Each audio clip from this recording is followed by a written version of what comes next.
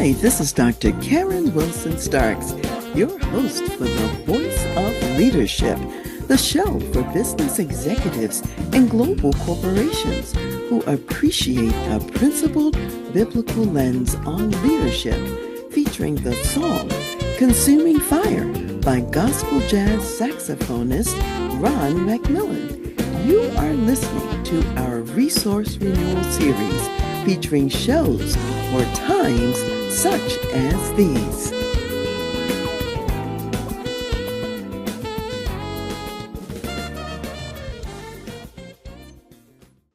Today we are talking about productive conflict. And you might say to yourself, wow, that's a contradiction in terms. How can conflict be productive? Many times people think conflict is something to be avoided. Well, here's a simple definition of conflict. At its simplest form, conflict is simply differences over ideas, choices, and options. So I'm going to say that again. Conflict is simply differences over ideas, choices, and options. Now, that doesn't sound too dangerous if we define it that way. And so you might say, well, what's the value then of this kind of conflict? When we're looking at differences, the value is you are really getting to the seeds to innovation. Successful companies and organizations need new and divergent ideas. You don't want everyone thinking the same thing. If everybody's thinking the same thing, you're in danger of getting to groupthink. You're in danger of focusing on blind spots and in danger of missed opportunities. So today we want to talk about how do you enhance productive conflict. So number one, you really want to think about brainstorming and soliciting as many different ideas as possible. Number two, you want to identify what's exciting and potentially useful about those ideas. What are those exciting aspects of all the ideas you generated? Number three, you want to talk about how something actually could work and what's the value of it working. And then number four, what are the best ideas for now? And then number five, after you've dialed in all of this positive energy from the brainstorming, because remember, I have not said what's wrong with this idea or what won't work. We've been talking about what are the different ideas, what's potentially useful, how could it work, what might be best for now. You get to create what I call the third option, which is something that no one thought of individually on their own. It's what comes out of that collective exploration of all of these good ideas. So often I have been in board meetings, boardrooms with clients, and they come to the table with a thorny issue they have to grapple with.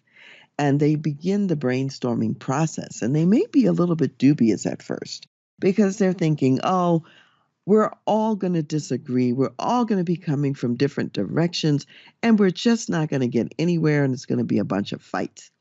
However, what they discover is, yes, they may come from different directions. However, if you appreciate those different directions and you truly explore them and look at them for what they can bring, it actually enhances energy in the room. And from that energy, I've found that my clients will come to some solutions or some ideas or some directions that they never would have thought of otherwise, and that they're excited about, and that truly represent the third option. So now in organizations, you have several types of people who come to these meetings.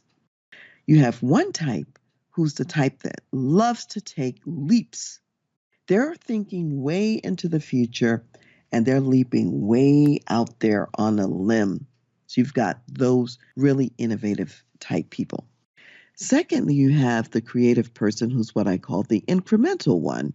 This is the one who's thinking about what's the next step, what do we need to do today or tomorrow, And maybe it's more present focused as opposed to way out there in the future, but that's the value they bring. And then thirdly, you have a type that I'll call a bridger, and that's the person who creates understanding between the first two. So the person who's way out there in the future is the innovator, and the person who's right here today in the present moment is the incrementalist. Sometimes they may seem to be in different time zones and as if they're not able to talk to one another.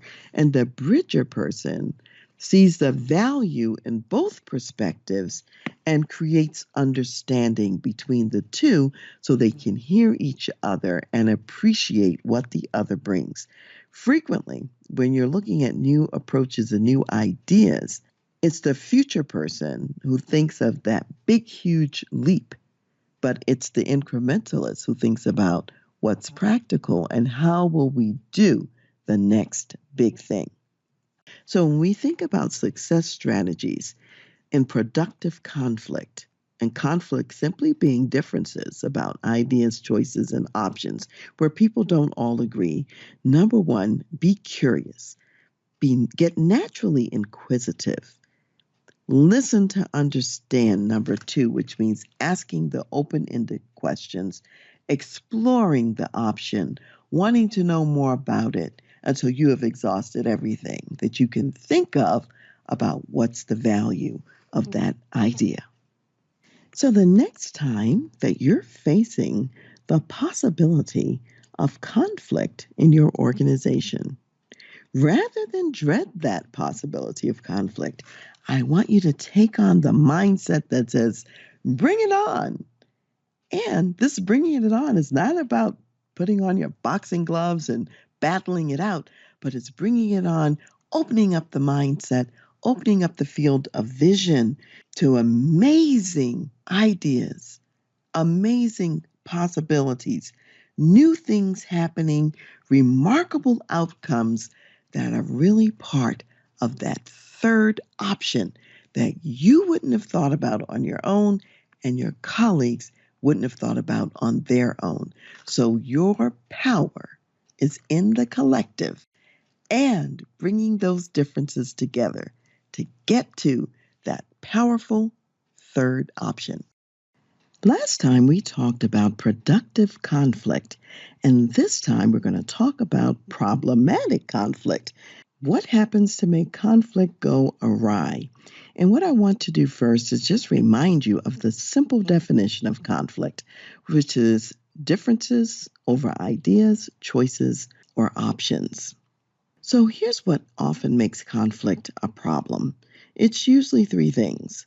One, making the other person who has a different idea from you wrong or flawed just because they are different. And making that person wrong usually also means tearing them down in some way. So that's number one.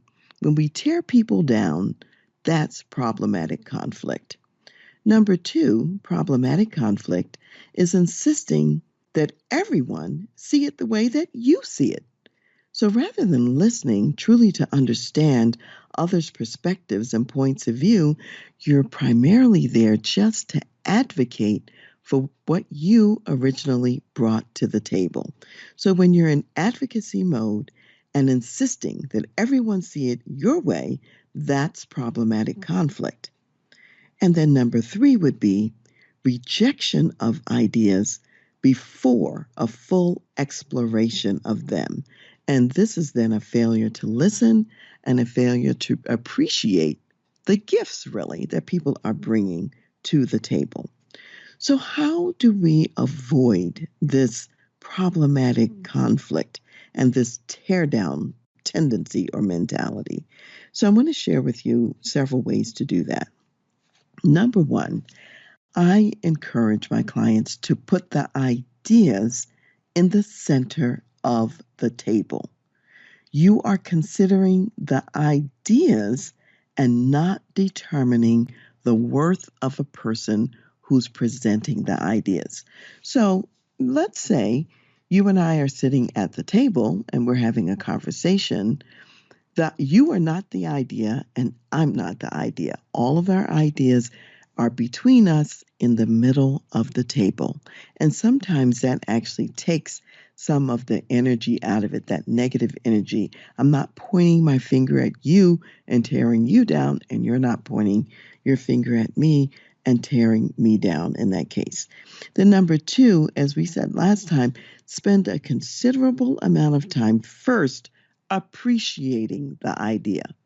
What's good about it? Even if it's not something you're going to use ultimately, there's something good about it that made that person offer it, and you want to explore and find out what that good thing is that you can appreciate. And then, thirdly, after all that appreciation round, then you might consider the ideas that we have on the table here. Let's identify any limitations that might relate to these. And again, you're still having a very sane and civil conversation with one another about the limitations of the idea. And remember, it's not limitations of the person, rather, maybe the idea that they brought. And this is in contrast to so often I have seen in meetings where people will come in and say, "You don't know what you're talking about. And that's a stupid thought. How could you come up with something like that? You've been working here for 30 years and that's the best you can do." Those are all examples of tearing the person down and not actually evaluating effectively the idea itself. And then, fourthly, I would say asking, where does this piece fit? Is another part of avoiding the tear down. So I want you to imagine that you're really building a puzzle. You've got one of those 1,000-piece puzzles in front of you, and your job is to put the puzzle together so that all the pieces fit and you get to see whatever wonderful picture it is that the puzzle creates. As you're actually building the puzzle and working the puzzle, there are pieces that you see and you wonder, well, where does this fit? And it doesn't seem to fit anywhere right now. So you don't take those pieces that don't seem to fit and throw them in the trash can. Obviously, the 1,000-piece puzzle came with these pieces for a reason. And though you can't see where they fit now, you just put them on the side and you continue building what you can see. And then all of a sudden, the aha moment comes. Oh, now I see where this goes. And then you can put it in place. Whereas if you had torn it apart and thrown it away, it would not be available for you to use when you need it. A lot of what we've been talking about today in terms of problematic conflict is really looking at what makes conflict a problem. And for the most part, it's about issues such as tearing a person down, advocating for your own point of view and insisting that other people see it the same way, and rejecting others' ideas before we fully explore them. So, a lot of what makes conflict problematic is actually that emotional reaction that's really our knee jerk reaction. And so, what we've been saying today is how do you stand back from that and say, this is not about the person? How do you stand back from that and put on what I call your objective scientist hat and really begin to appreciate and explore the ideas on the table, because the ideas are in the middle of the table and you're talking about them objectively and not pointing fingers at a person. So here's my challenge for you for this next segment. I'm going to suggest that you listen to both Productive Conflict, which we did last time, and take the notes from this one, Problematic Conflict, extract out of it the success factors, bring your team together, put those success factors on the board, agree to how you're going to operate, and then have a topic that you guys are going to talk about using these success factor approaches. And when anyone violates any of the principles, you stop and you give them feedback right then and there in the moment. Go back to that SBI feedback, which we've talked about in previous podcasts, and let them know, here's what you said, here's what you did, here's what the impact was at the moment. And so you give them an opportunity to correct behavior. Now, let's say you practice that for a meeting or so, and people are just continuing over and over again to make the same errors, even though you're stopping them and giving them the feedback. What some people have done in the past to just sort of heighten awareness is they might attach a little fee to it. Maybe the person, when they get the feedback, they also have to contribute $1 to the little collective kitty that you may use for, let's say, it could be for snacks or for going out to lunch or whatever it is that you might do in your office. And that just adds an element of fun. But sometimes when you're having to pay $1, you remember a little faster. So that can just be another way to keep people cognizant of what to do. So have fun having productive conflict in your meetings and erasing all the elements of problematic conflict. Hi, this is Dr. Karen, dropping into today's show to remind you that one of the most important roles of an executive leader is to quickly make big and right decisions for the business. Are you looking for an experienced and trusted advisor to come alongside you as a thinking partner as you make those decisions? Then contact me at Dr. Karen, Karen, at transleadership.com. Now, back to the show. We have been talking about conflict lately. We were talking about productive conflict and also problematic conflict. And so today I want to share just a little bit more insight with you using a tool called the Thomas Kilmann instrument. And this is the TKI for short, which is the Thomas Kilmann instrument for conflict styles. And it was originally created by doctors Ralph Kilmann and Kenneth Thomas, and they created it in the 70s. And it was based on some research in the 60s by Blake and Mouton that will looked at conflict styles in the workplace. So, what I want to share with you today are those 5 styles that they came up with. And here's what I want you to think about. When dealing with conflict, you want to have some agility and the ability to use different styles at different times. And you want to use the best style for whatever situation that you're facing. And some styles you want to use more or less frequently than others. And so we'll talk about all of those. So let me mention the 5 styles up front. There is a style that's called competing. There's a style that's avoiding. Thirdly, there's collaborating. Fourthly, there's accommodating. And fifthly, there's compromising. And all 5 of these styles fall on a grid where, let's say, on the vertical axis of the grid, you have assertiveness. And then on the horizontal axis, you have cooperation. So if we take a look, for example, at competing, competing would be a style that is highly assertive, but it's low on cooperation. And one way that I think about that, it's kind of a win-lose style. When you're competing with somebody, somebody's going to win and somebody's going to lose in terms of the objectives and the end state.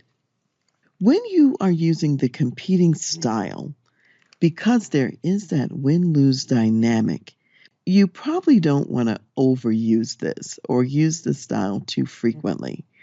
Clearly, if you're dealing with a situation where it's a life and death kind of scenario, where important values or the ethics of the organization are being violated, and in order to intervene to get a different result, you might have to use competition or competing, then that might be a time you would bring that particular tool out of the toolbox.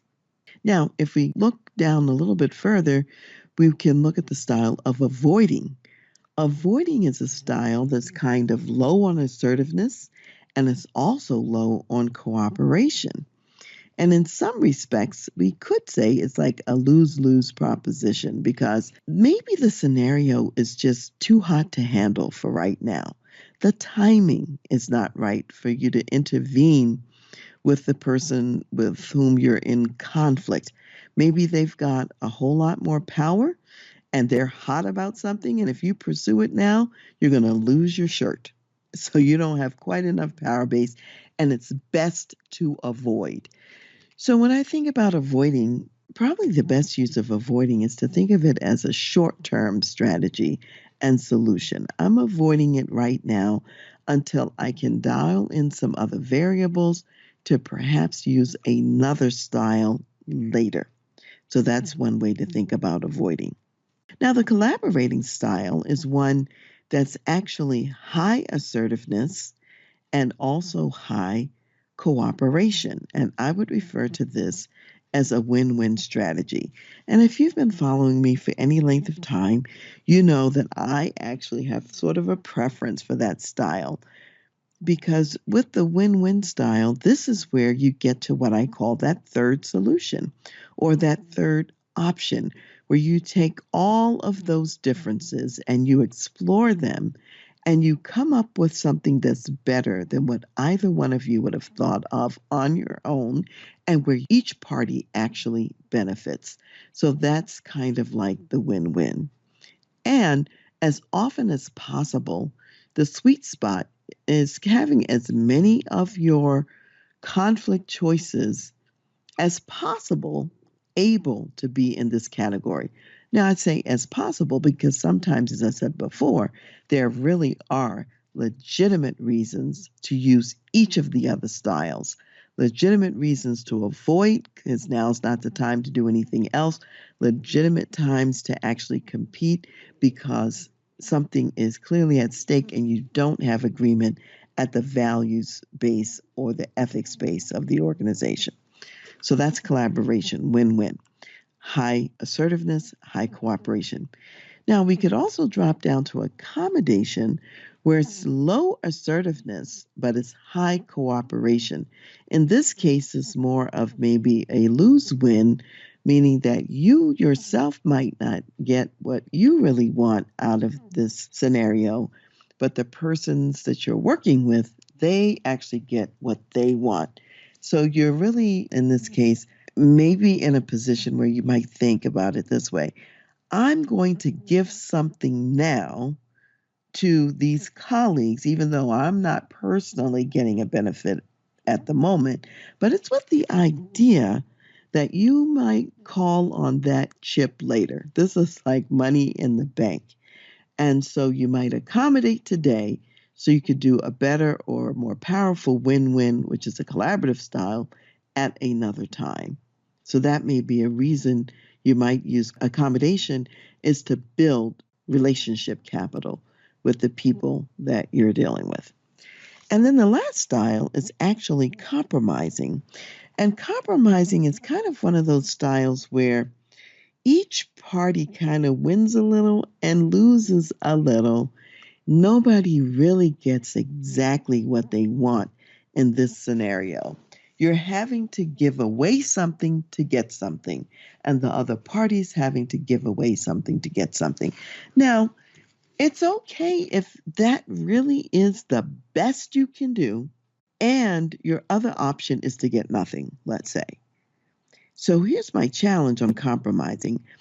This is not a style that I would say you want to use overly often because I think that people are skipping the extra work and the extra listening that may be required to get the collaborative solution and the more powerful third option.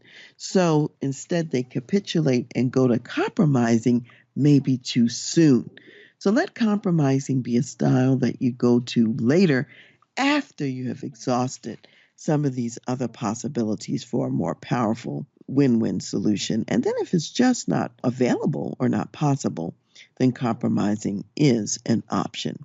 So the key here when we're talking about agility as a leader is knowing that you can use all five of these and maybe strategically and purposefully thinking about what does this situation require and having skill and ability to use all five as needed.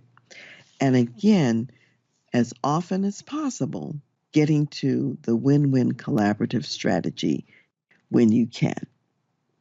All right, we've been talking in the last several segments about productive conflict, and we've also been talking about problematic conflict.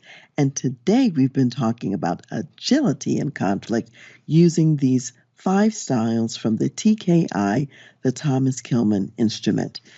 Now, of course, you can take this instrument on your own and get the feedback and get some information about what styles you are using most frequently, which styles you may be underusing.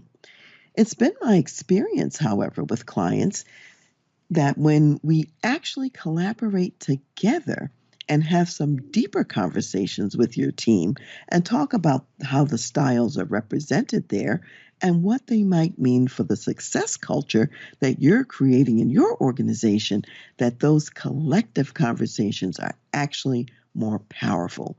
So if you would like for me to work with you and your team using the TKI, then just let me know. Start a conversation and we can get going. So thank you for listening and enjoy getting to more productive and agile conflict. Since the economic downturn in the United States in 2008, there have been a number of trends that I have seen persisting in the workplace. So, first of all, frequently one person is doing the job of 2 plus people, which secondly leads to overwork and higher demands. So, what's going on is that very often this frugality in the workplace is at the expense of the employee's health. So, for example, companies might in the past would have you travel, including international travel, understanding that you might need to recuperate from jet lag, both on maybe the front end or the back end. They might say, go a day or so early, or they might say, stay a little bit later so that you are taking care of yourself. And now I'm finding that clients are saying, no, my company wants me to jump off the airplane and essentially go straight to work, or as soon as the job is over, they want me on the next flight and back home. So, all of this, number one, doing the job of 2 or more people, number two, having such overwork and high demands, and then all of this frugality in the workplace, which means you don't get a chance to recover, really leads to a sense of what I call overwhelm on the part of the employees. So, here are some things that happen under conditions of overwhelm. Number one, there's an impact on thinking. It's very difficult to think clearly when you're overwhelmed. And that fuzziness in thinking also affects retention of information and memory. So you might find that as the boss, you're having to repeat the same thing over and over again, and your employee is so overwhelmed and so stressed, they don't hear you, they don't process what you're saying, and they don't retain it, even though you've said it 3, 4, or maybe even 5 times. Number two, that fogginess of the mind also results in some restriction of innovation. In order to innovate, it requires space, expansion of thought. And if the brain is already overworked, overtaxed, overfull, then that means that there's not room for innovation. There's not room for that expansion. And then number three, under this overwhelm condition, you get a rundown battery, a dimmer light in order to see what's ahead. So when you're running on a low battery or dimmer light, your employees then are on survival mode rather than on thriving mode. Now, occasionally, it doesn't happen too often, but once every blue moon, I'll let my cell phone go down to some incredible number like 3%.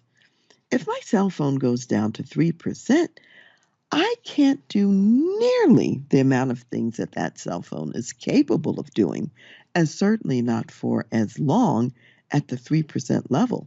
In fact, I'd be really quite reluctant to get online with my cell phone at 3% because the battery is just too low to do the task at hand. And then number four, when we have such long hours, we become inefficient. Things take longer because I'm not operating at my best. So I have long hours anyway, and now I'm even taking longer on top of that because I'm inefficient. And now I'm affecting my sleep. So, number five, I'm having sleep disturbance because I'm not getting things done. So, there's that level of worry that's in the back of my mind, and that's always there. And the number six with overwhelm is what I'll call the emotional impact. We've been talking about what happens to thinking, but people have emotional breakdowns too. Sometimes people become irritable, they're outburst at work, or they might even have panic attacks. There's an emotional toll to really being overwhelmed day in and day out. So, what are the remedies? Here are a few remedies that I think are important to keep in mind. Number one, always be thinking about your people and what is a reasonable workload per person. Perhaps your organization is growing, has grown, continues to grow, and one person's workload may have morphed into a huge amount, and you might need to periodically review those workloads to see, has it now become the work of one and a half to two jobs? And maybe it's more than what one person can do. Number two, you want to have the right number of people doing this reasonable workload. And so that may need to expand. And three, you want to have the right people doing work that's consistent with their gifts and skills. So if I'm already overwhelmed because it's too much work and it's not what I'm good at, that's only going to make it worse. And number four is making sure that your people have reasonable work hours. If someone is working 20 hours a day, they're really not able to work in the most productive and effective manner. And so you're going to lose productivity even though they're working more hours. So here's the case where more is actually less. So that then leads to number five as a remedy, not only having reasonable hours in number four, but number five, make sure that your people have adequate vacation and adequate other time off. People need time off in order to rejuvenate. They need time off in order to recalibrate.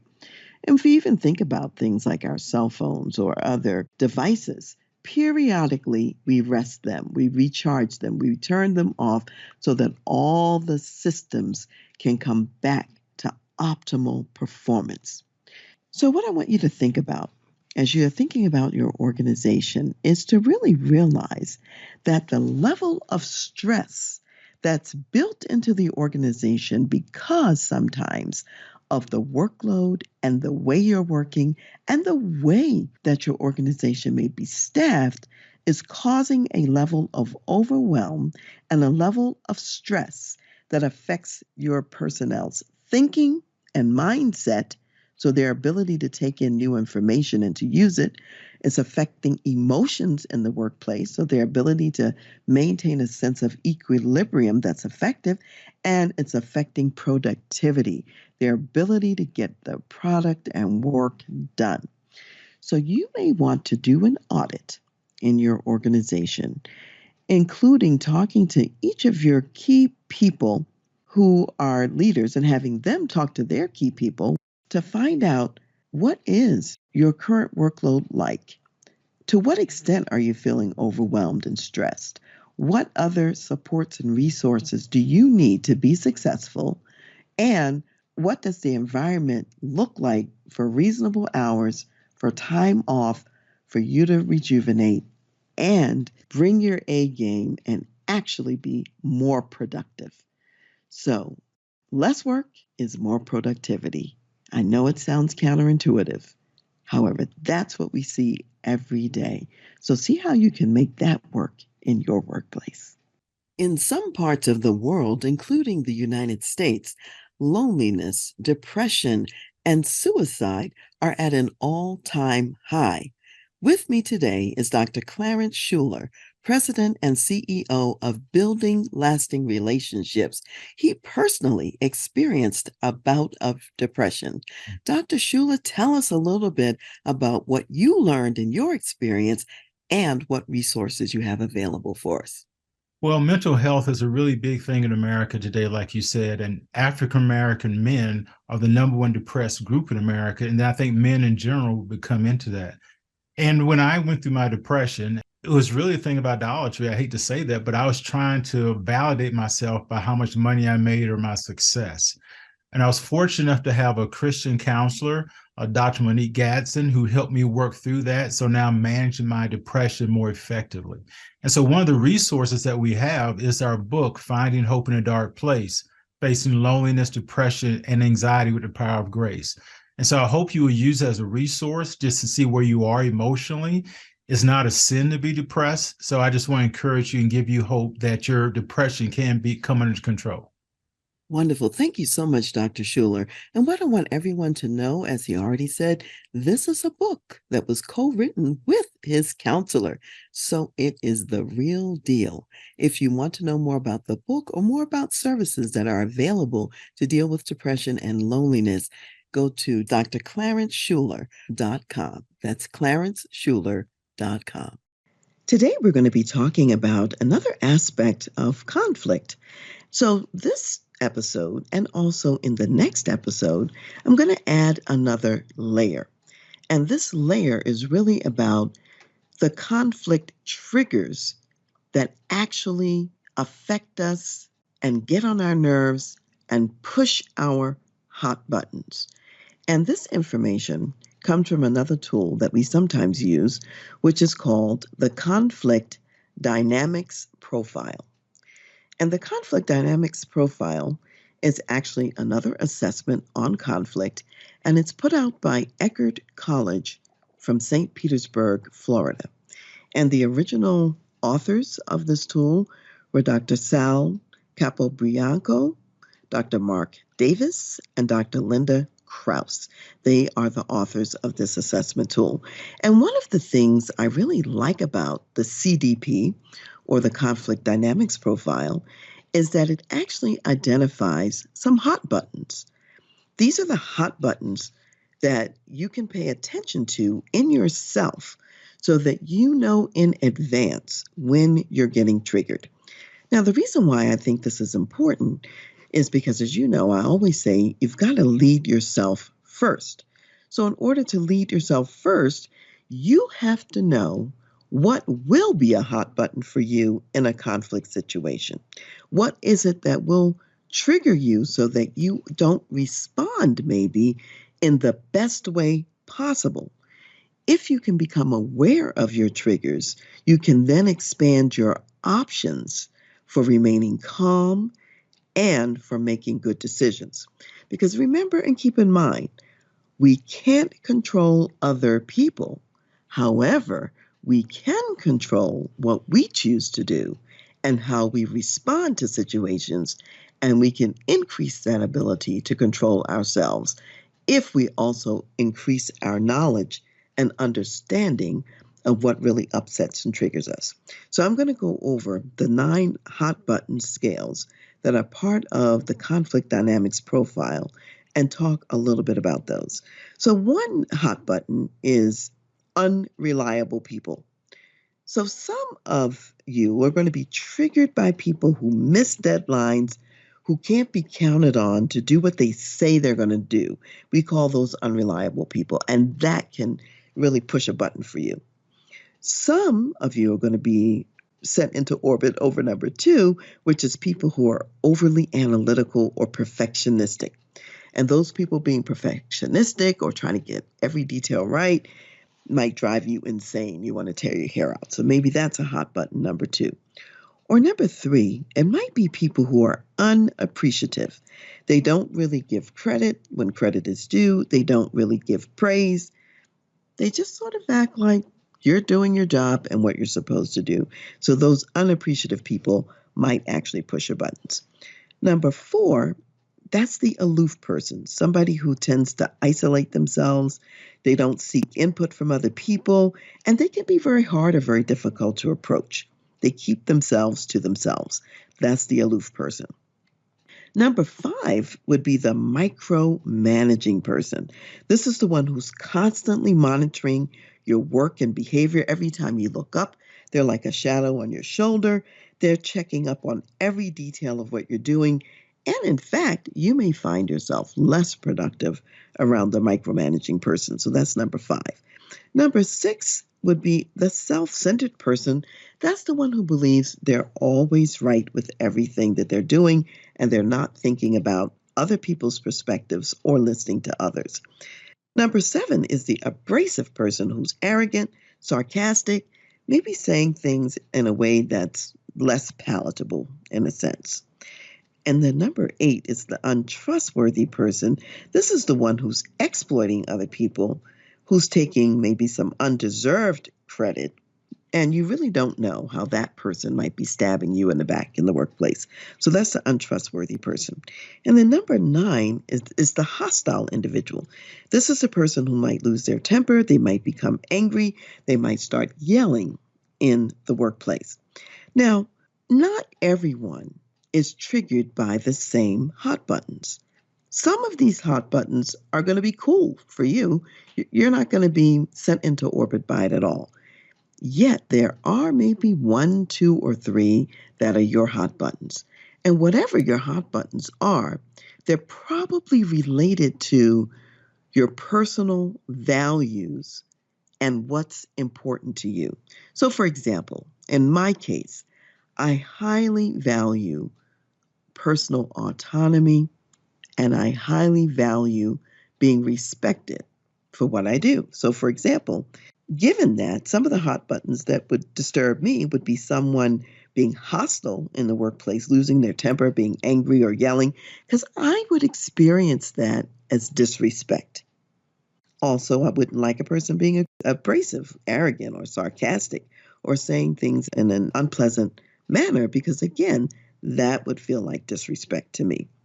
Similarly, if somebody was doing a lot of micromanaging, then in my case, that would feel as though my autonomy was being compromised. I like to have a lot of freedom to be able to do the work that I'm supposed to do. And I know that I'm going to do that work at a high level of quality without a lot of micromanagement. So if someone is into that micromanagement mode, then I'm feeling as though I don't have that freedom that I so value in the workplace. So what I want you to think about is what hot buttons are key for you and what values might be being violated when a hot button is pressed. And when you actually are triggered by a hot button, how does it affect your ability to hear properly and to see properly? Because here's what I'm going to suggest, and that is when the hot button is pushed and we go into automatic fight and flight mode, we don't see as well and we don't hear as well, and consequently, we don't respond oftentimes in our best interests. So here's what I would encourage you to do with respect to these hot buttons. I encourage you to write all 9 of them down, make a list, have it in front of you, and then make a couple of check marks besides maybe the few hot buttons that you think are the ones most relevant for you. And as we've been talking about in today's segment, identify what are the values that are important to you that those hot buttons might relate to. And then I want you to also identify what is your typical response when you're being triggered by one of those hot buttons. Now, this homework is important because next segment, here's where we're going.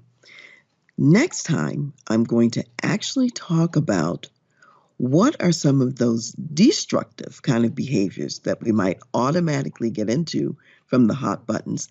And we'll also talk about what are the constructive options that work better that you could choose instead. So you want to come to the next segment already knowing what your hot buttons are and already knowing what your typical responses are. That way, when you listen and hear what we're talking about, you'll know what applies best to you. I'll see you next time.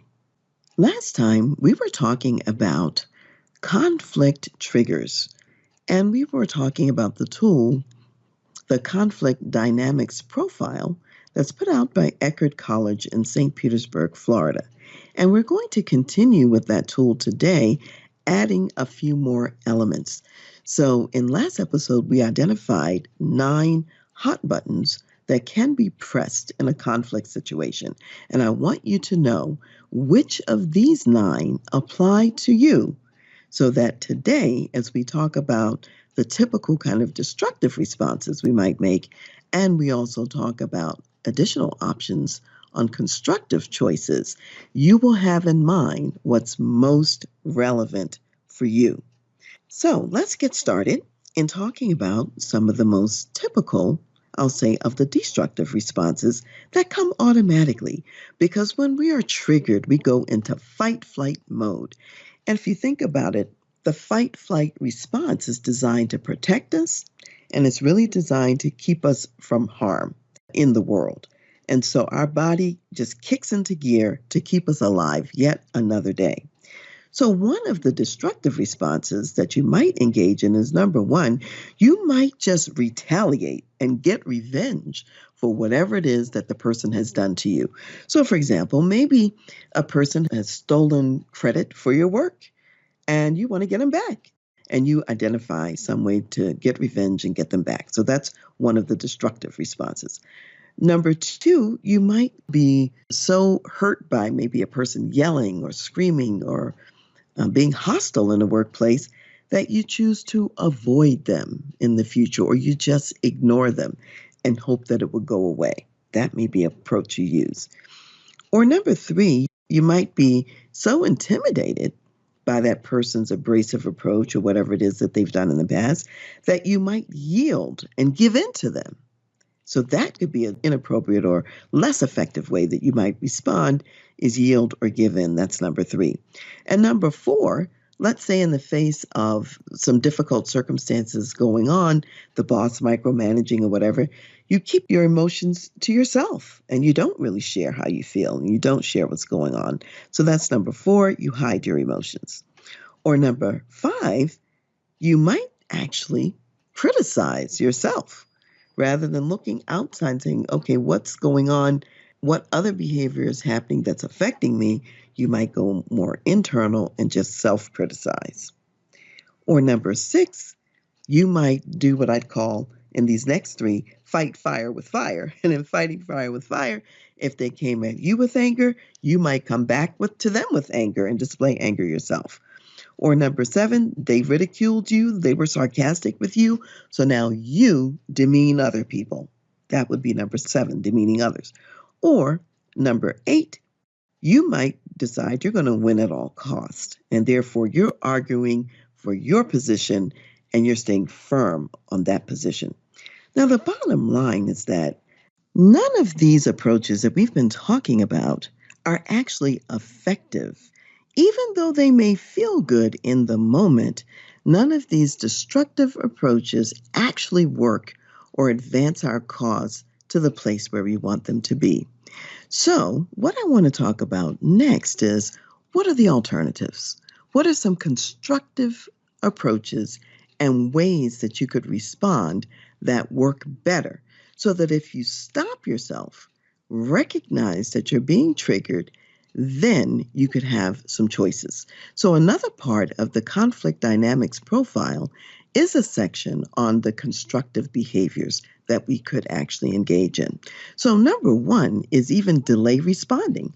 Sometimes right now is not the right time to intervene. If someone is yelling at you in the workplace and emotions are running high, you might need to stop at that point and say, this is not the time to continue. I'll come back later. All right, so let's say you choose number one, which is delay responding.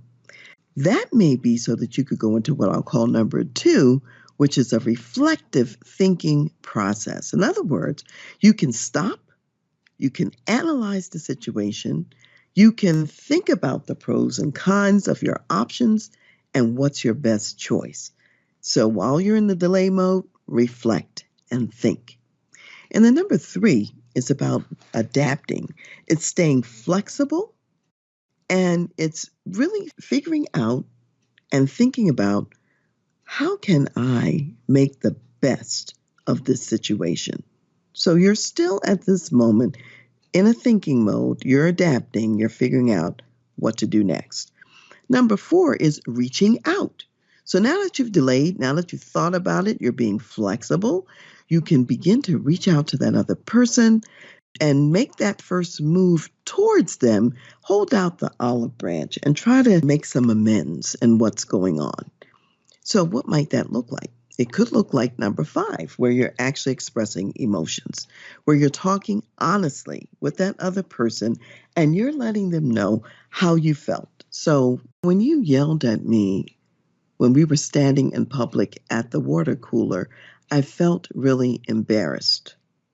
You might need to say something like that to the person and then begin to negotiate for something different. So you might start with that number five, expressing emotions. And then number six is called perspective taking. This is where you actually put yourself in the other person's position or in their shoes, and you try to understand things from their point of view. Now, even though it might not have been appropriate for my colleague to yell in the workplace, if I practice perspective taking, I would say, well, I can understand that you were really upset that this contract did not move forward at the designated time in the way that we thought it should happen.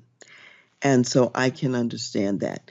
Now, I'm wondering what else we could do differently than where we've gotten to now, which gets to number seven, which is creating solutions, where we get to brainstorm together. We get to ask some questions together and then create that win-win co-created solution to moving forward. So if I had to sort of think about it in terms of all seven of these constructive approaches, one is sort of like stop and think. It's one piece of it. Number two, reach out and express.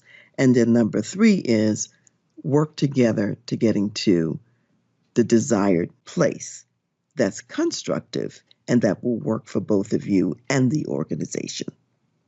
Remember, we don't always have control over what other people do. In fact, we don't have control over what other people do. However, we do have power and agency concerning our own choices. We just have to stop, reflect, listen, figure out what's going on, and then we will increase the options available to us so we can exercise the choices that are in our best interest. So, with that in mind, here's the homework assignment I'd like to leave you with this time.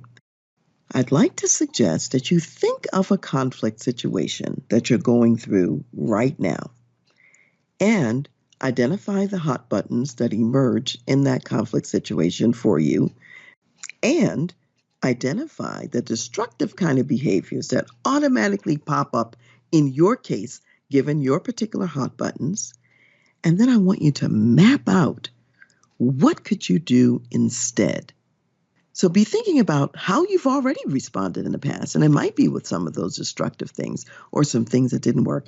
And then I want you to think about what are two or three, maybe more, alternative responses you could put into play, make it very specific to that situation, and then go out and practice something different. And I'd love to hear what kind of experience you have. So feel free to be in touch. Let me know how the constructive approach worked for you. See you next time. Hi, this is Dr. Karen, and today I'm here with Terrence Chapman, who is the president and CEO of Victorious Family and also the author of Do Your Children Believe? Victorious Family has a goal of reaching 9.2 million families by 2030. Terrence, tell us, how far along are you on that goal? Well, we're very excited. Last year, for example, we reached 133,800 families. And prior to that, so we're right on around the 400,000 family mark towards our 9.2 million goal in the second year, really in a year and a half. So we're extremely excited. That is very, very exciting news. And I know that it's many new initiatives that help you to reach even more families. So tell us what's new in the ministry. You know, what's exciting in December 7th of 2023, we had a national newspaper cover Victoria's Family, and it went throughout the country. And that has exposed us to over 30 million families in the US. From that, we've got a great deal of responses. And one of those responses is a new partnership that we're forming with Hampton University to come alongside of them and work in 8 counties in the Hampton Roads area. So we're real excited about that. Millions of families will be exposed to what does it look like to have family transformation taking place in their home. That's phenomenal. So, how can people reach you and how can they reach your weekly resource that you have as well?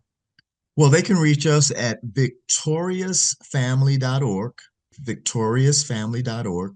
Our resources are there, and we're excited because we have a brand new resource that just came out. It's our weekly rhythms guide. It really gives the parent and individual kind of a day-to-day rhythm and how they might walk in Christ. And so we really would encourage that they get a copy of our weekly rhythms guide for parents and individuals.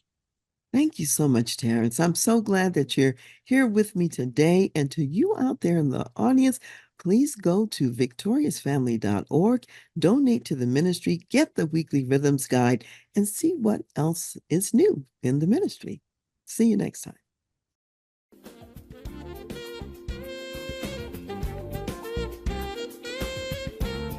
Thank you for listening to The Voice of Leadership with me, Dr. Karen Wilson Starks.